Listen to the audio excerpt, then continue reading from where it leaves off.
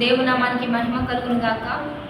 ప్రియ దేవుని బిడ్డలారా, ప్రతి ఉదయకాలం ఈ దినం దేవుని వాగ్దానం చూస్తున్న ప్రతి ఒక్క దేవుని బిడ్డలందరూ ప్రత్యేకమైన వందనాలు. దేవుని బిడ్డలారా, ఈ దినం దేవుడు మనతో ఏం మాట్లాడబోతున్నాడు చూద్దాం. పరిశుద్ధ లేఖన గ్రంథంలోంచి కొరింథీయులకు రాసిన మొదటి పత్రిక 3వ అధ్యాయము 16వ వచనం చదువుకుందాం. మీరు దేవుని ఆలయమై ఉన్నారనియు దేవుని ఆత్మ మీలో నివసించుచున్నాడనియు మీరు ఎరుగరా?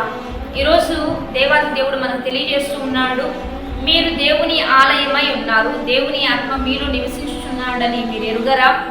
ఈరోజు దేవుని బిడ్డలారా, పాత నిబంధన గ్రంథంలో చూస్తూ ఉంటే మందిరానికి దేవుడు చాలా విలువిచ్చాడు. ఇది నా మందిరం అని, నా మహిమార్థంగా కట్టించబడిన మందిరం అని, దీని మీద నా మహిమ ఉంటుందని, ఇక్కడ చేయబడే ప్రార్థనలో నేను ఎప్పుడు వింటానని, నా చెవులు ఉంటాయని, ఇక్కడ అనేక బలులు అనేక మంది వచ్చి స్తుతిస్తూ ఉండగానే నా మహిమ కుమ్మరిస్తానని వాగ్దానం చేశాడు. కొత్త నిబంధన గ్రంథంలోకి వచ్చేసేలోపు మీరే దేవుని ఆలయమై ఉన్నారు, అయితే మీలో దేవాది దేవుడు నివసిస్తున్నాడని మీరు ఎరుగరా? అయితే ఈ దేవుడు మనలో నివసిస్తున్నాడని మనం తెలుసుకోవాలి, మనలో ఆయన ఉంచుకోవాలి. రెండోదిగా, మనం పరిశుద్ధంగా ఒక దేవుని ఆలయాన్ని ఏ రీతిగా మనం ట్రీట్ చేస్తామో మనల్ని మనం ఆ రీతిగా కూడా సిద్ధపరచుకోవాలి. దేవుని బిడ్డారా, ఈరోజు మనం దేవుని ఆలయమై ఉన్నాం కనుక మండే వస్తువు దగ్గరికి వెళ్ళినప్పుడు మనం మండుతాం, ఆరాధించే స్థలంలోకి వెళ్ళినప్పుడు మనం ఆరాధికులుగా మార్చబడతాం, స్తుతించే స్థలంలోకి వెళ్ళినప్పుడు మనం స్తుతిస్తాం. కారణం ఏంటంటే అక్కడ ఉన్న వాతావరణాన్ని బట్టి మనం నవ్వే స్థలంలోకి వెళ్ళినప్పుడు అక్కడ సంతోషంగా ఒక మంచి పెళ్లి వాతావరణంలోనికి వెళ్ళినప్పుడు ఆ వాతావరణం మనలోకి వస్తుంది. ఒక మరణకరమైన ప్రదేశానికి వెళ్ళినప్పుడు ఖచ్చితంగా వారిని బట్టి మనం దుఃఖిస్తూ ఉంటాం. కారణం ఏంటంటే అక్కడ పరిసరాలను బట్టి మన స్థితిగతులు మారిపోతూ ఉంటాయి. అందుకని దేవుడు అంటున్నాడు, మీరు దేవుని ఆలయమై ఉన్నారు, దేవుని ఆత్మ మీలో నివసిస్తుంది.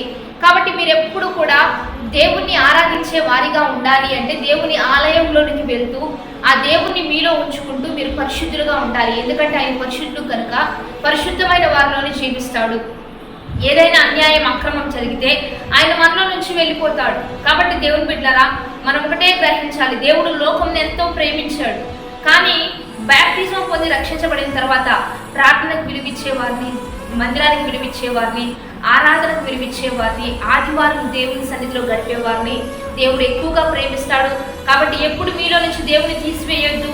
మీరు ఎప్పుడు దేవుని ఆలయములుగా ఉండాలి, దేవుని ఆలయంలో మీరు ఉండాలి, ఆరాధికులుగా మీరు ఉండాలి, దేవుని స్తుతించే వారిగా మీరుంటే అప్పుడు మీ జీవితాలు దేవుడు ఆశీర్వదిస్తాడు. కాబట్టి తప్పనిసరిగా మందిరంలోకి వెళ్తూ దేవుని మహిమను పొందుకుంటూ అద్భుతంగా ఆరాధికులుగా మార్చబడుతూ దేవుని ఆలయంగా మనం మార్చబడదాం.